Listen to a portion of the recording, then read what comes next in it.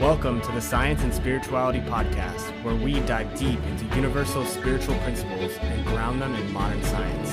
My name is Chris Carden. And my name is Kevin Carden. And we are committed to simplifying the spiritual side of success for you with easy to understand scientific research so you could walk away with practical tools to create radical transformations in your life. Let's get started.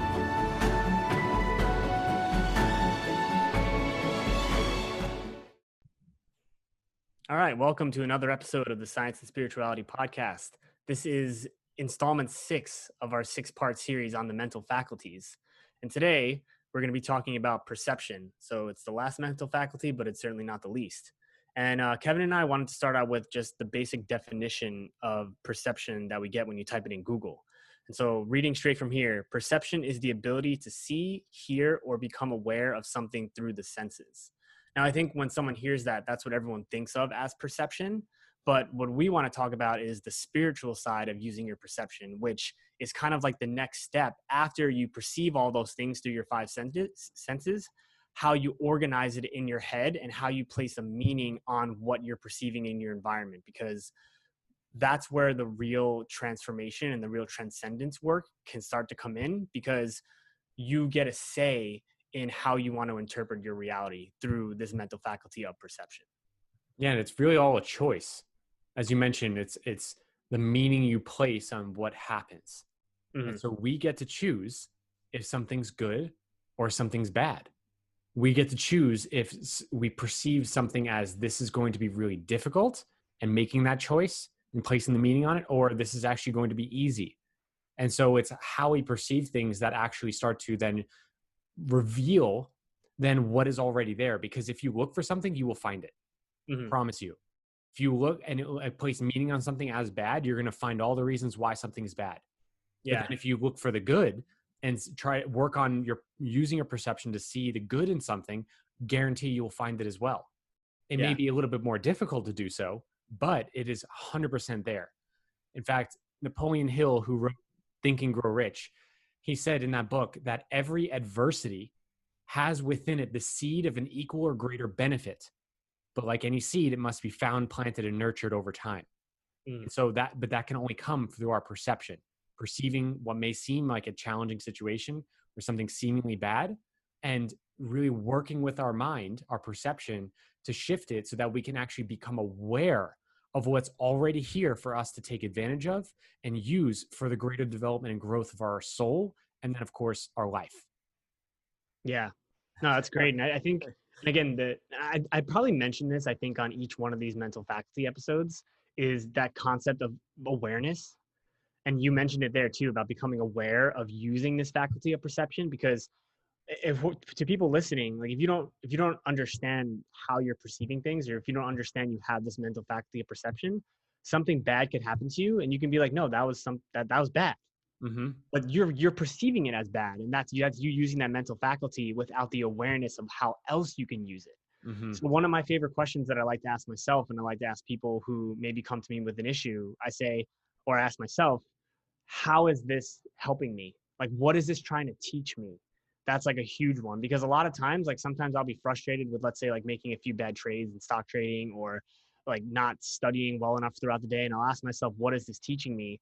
And a lot of times it'll be like, oh, like patience, or, oh, like you didn't stick to a trade plan you had, or, maybe you just didn't set up the right environment to be conducive to studying. So it's like a learning process. It's like, I can perceive this as something really crappy, or I can perceive this as a learning opportunity and see how I can grow from it. And just listening to that, like you can tell there's a different energy from both of them. One of them is like you're beating yourself up and it's like, damn, like this is bad, like I did something wrong. And the other one is like, how can I grow from this? It's more constructive. Yeah, and you have to feed it. Mm-hmm. You have to feed that attention on what can I learn? Because what you're sharing is, I really don't think that, especially you listen to this podcast, I imagine that our audience have a degree of awareness, especially if they've been listening to our podcast for a while.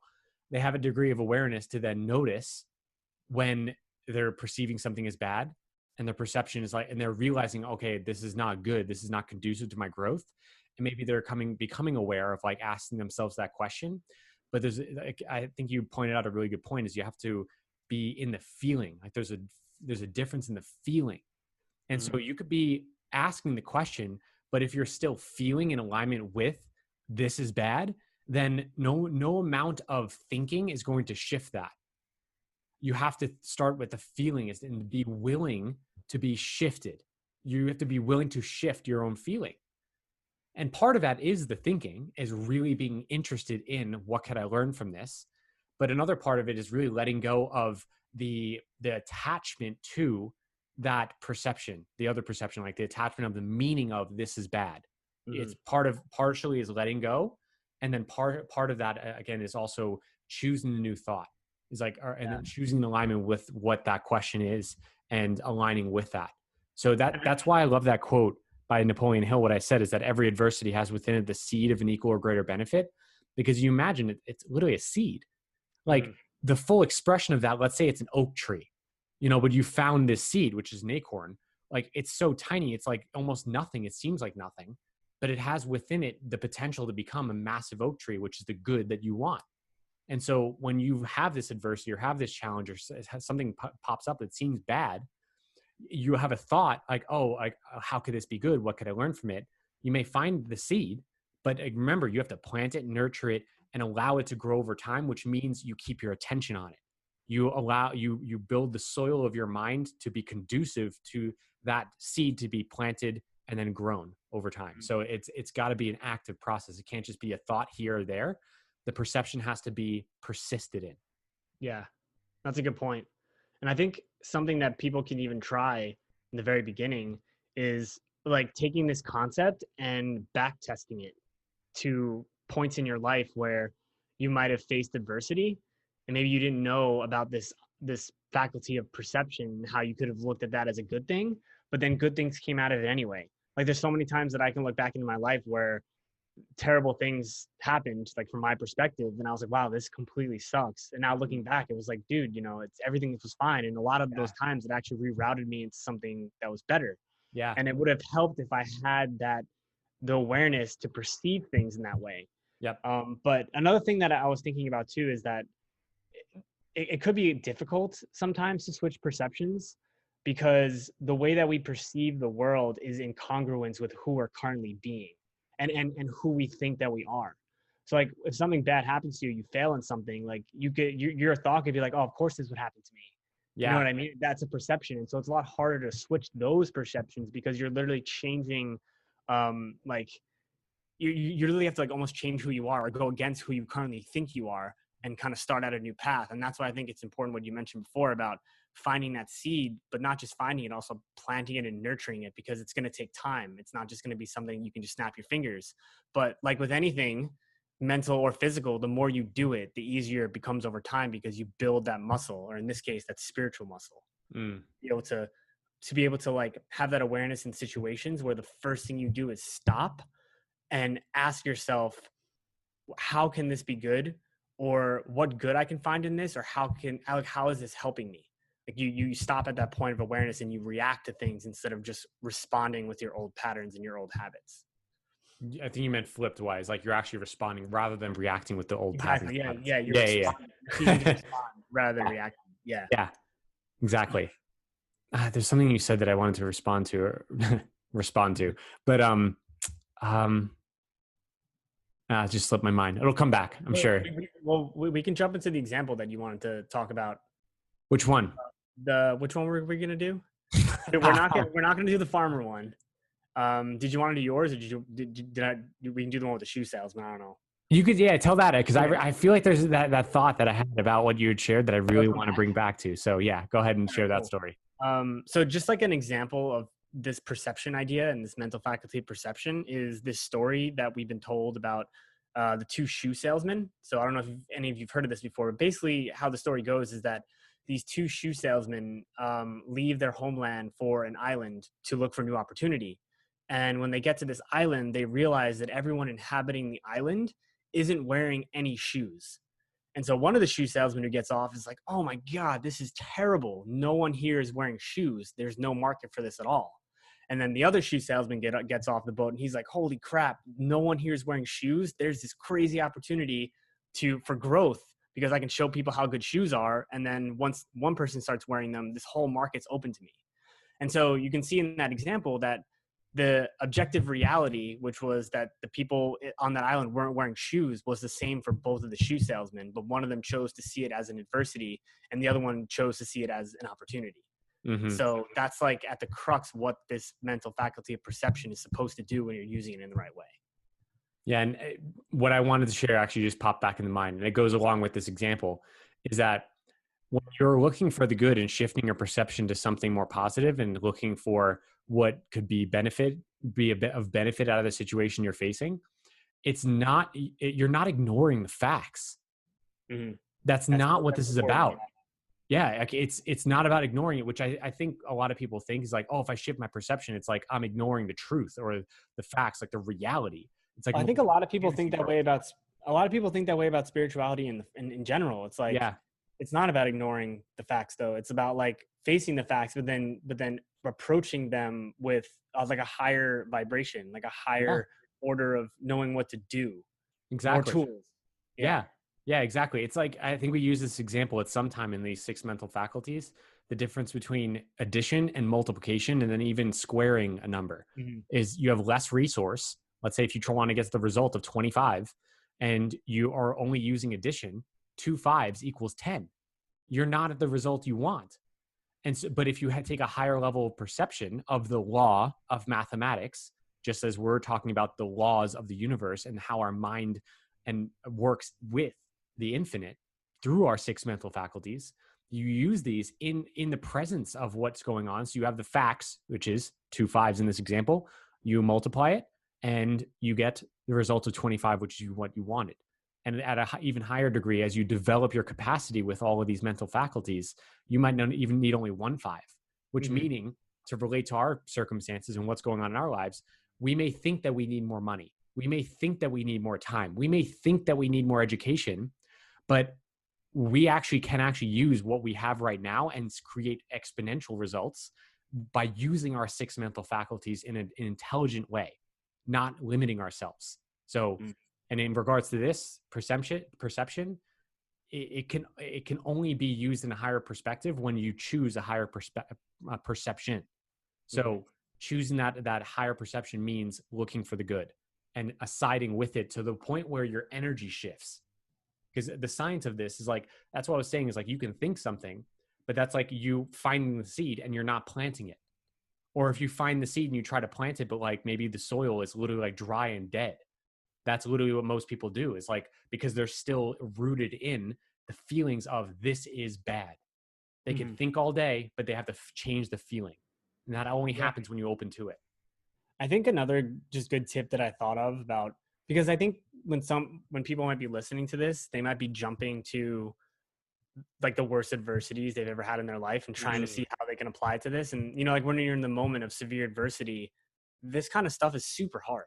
Yeah, it's challenging. And again, that's probably just a perception too, that it's hard, but it's challenging. Like, no, it is challenging. Yeah. It is. Yeah. It's simple. So, it's simple, but still challenging. Yeah. Because we're working with our paradigm, which is the structure of beliefs and thoughts we've had up until now. So yeah, absolutely. Yeah. And so my tip was, sometimes like it's okay to just pause. Like instead of like going down that path of this sucks, and then feeling bad that you can't switch the perception. Like sometimes like just pause for like a day or maybe 2 days or 3 days and just like be open to what could come in, rather than knowing exactly how to change the perception. Like have some patience and be open and trust that the answer will come. Because then it takes the pressure off of you a little bit. Like go for a walk, like exercise, like do something just to kind of like pause, but be like productive. And then maybe the answer will just come. So that's like kind of my advice, to just not beat yourself up so much when you're in times of extreme adversity and saying, why can't I switch my perception on this? It's not easy and it is challenging, but kind of put yourself in the best situation possible. And for me, sometimes just pausing and just seeing what comes up. Yeah. Helps a lot. That's a fantastic way, like tip, because that's what I really meant. As I was saying it, I was realizing like, all right, how can I give a tangible, like advice or tip for like, how do you shift the feeling? Because like, again, like I was saying, the thought sometimes doesn't do it, because you're trying to like, again, plant that seed in like, dry soil, or like, soil that's not going to actually take the seed of thought of what's good. because you may be aware of like maybe a good that can be of it, but you're still in the energy. So yeah, taking the pause and like just not allowing yourself to go down the train of thought of this is terrible, this is the worst, like I'm never going to get out of this situation. That helps to open up the space for that good. Like it's like that's part of you watering the soil so that you're providing it a good space for that seed to then be planted. I don't know why I'm on this kick of this analogy, but I like it, so I'm gonna go with it. Nature. Nature, yes. Yeah, and I mean, just speaking on that for a second as well, just nature, like what we're talking about are just our perception and all of our mental faculties. They go aligned with the laws of the universe, which is in essence nature. And in fact, I think it was either Henry David Thoreau or Ralph Waldo Emerson, who said that nature knows no failure. She is successful in all of her endeavors. And so as we align with how nature works, and I'm not talking about just trees or like how, trees are grown, but like the laws of how nature is set up and how it grows. So that's why I kept using that analogy. Yeah. What came into my head when you were saying that about how nature is perfect or knows no failure. Nature knows no failure. Like it's like you can walk outside now and see a tree dying, but like when you say nature, you're saying like all of the processes that are happening on Earth in the universe, all that stuff, right? And so when I think about people thinking that they're individual failures, it's like we've lost that connection to the whole. You know what I mean? It's like a human being that thinks they're a failure could be like that one tree that's dying, but it's like nature's still perfect. It's just as a whole. Yeah. Yeah, exactly. Like everything's happening. And yeah. That actually brings up a really great point to like kind of bring this in for a close is a way that another tool, another tip, a way to use your perception and to develop your perception is take what's called the God's eye view. God's eye view. See, I love flying. I love getting in an airplane, flying anywhere. It doesn't matter where, honestly. It could be a 50-minute trip. I'm happy to be in the plane because I love being up 30,000 feet in the air. It inspires me. And part of the reason why, which side note, part of my dream is to become a pilot, that I'm working on. And so anyway, like being up that high, you look down at the world, it is so small. Like even a massive mansion looks like a tiny speck. And this is not to say like, oh, it's not like grand or great or whatever, but like it's to take that viewpoint as like, as you raise your awareness, raise your perception, you could see the longer view of your life maybe. Whereas in this case, the God's eye view, because God, in this case, like the universe is seeing literally everything. It's like its perception is on everything, not even just the minute details. So once we take that perception and we see our life maybe instead of just thinking of our day and like, oh my God, this is, a challenging day, or like I've had a failure, things didn't go well, or I made a mistake, or even a week, take it out into a month or even a year. Personally, for me, like I work with my clients and help them have a 3-year vision. When you tap into 3 years of your life, you have so much more awareness of what could be, for you in your life, not only for what your vision is. And we talk about that imagination in the mental faculty of imagination, but you can look at your problems and the challenge that you're facing in a grander view point of like the longer terms of your life. And we've all heard this, that if you imagine that it's a year from now, most of our problems are gone within a year. Yeah. I was going to bring up the back testing again. Yeah. Because so many people are like, that doesn't work. But then you literally can just think about the last 10 years of your life and how many problems you had and how many of them are gone now. Yeah, exactly. But in the moment, it seemed like it consumed you. Yeah, dude, when I was 27, so I'm 27 now. When I was 17, I had 2 broken teeth after running into the back of a parked car. That was that long ago already? Yeah, dude, 10 years. Yeah. And that was a huge problem. I was so scared of what mom and dad would think. And long story short, I got drunk when I was 17 and I ran into the back of a parked car. It was bad. It was too dark and the car was black and you didn't see it. Yeah. And I was also just running really fast. I was racing a friend. Yeah, it was bad. We don't need to go into that. But now 10 years later, it's like literally I never think of that. And honestly, actually, funny enough, I'm actually grateful that happened because I had a gap between the 2 front teeth. And now with the caps I have, it's gone. It's perfect. It was like your infinite intelligence way of being like, yo, I don't want to wear braces for like 18 months. Maybe. Just run into this car. Yeah. But yeah. So anyway, like, yeah, problems go away fairly quickly if we take the longer view. So that's the God's eye point of view as well. Yeah.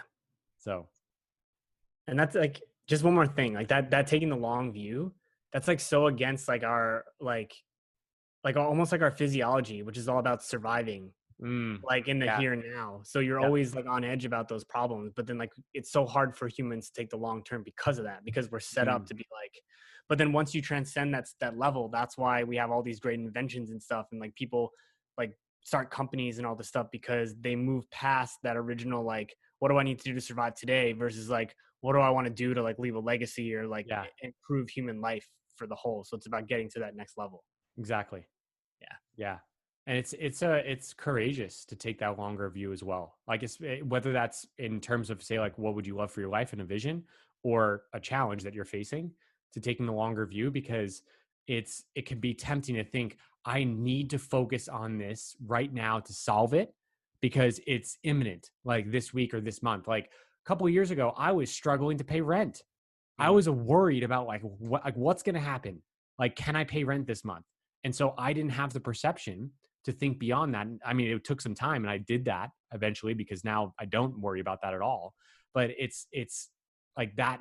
I know that feeling because we're in the sympathetic nervous system, the fight or flight. So it tends to take our perception from the wider view to then narrow.